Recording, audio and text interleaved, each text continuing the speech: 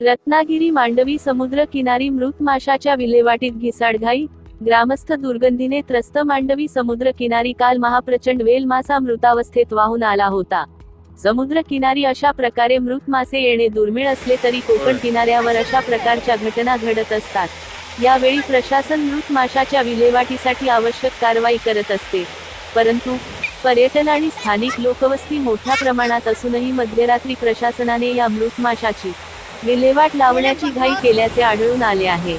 पहाटे 3 वाजेपर्यंत किनाऱ्यावरील वाळूत खड्डा खणून त्यात हा मासा पुरण्यात आला होता।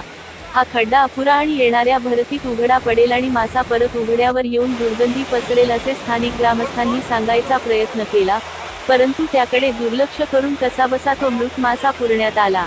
आज सकाळी समुद्राच्या पाण्याच्या हालचालींनी मृत मासा खड्डा अपुरा असल्याने पुन्हा बाहेर आला आहे आणि सर्व किनाऱ्यावर दुर्गंधी पसरली आहे।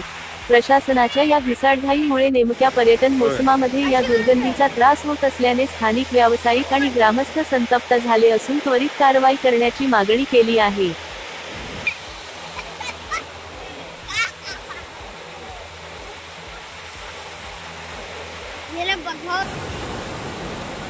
काय बोललात का ग?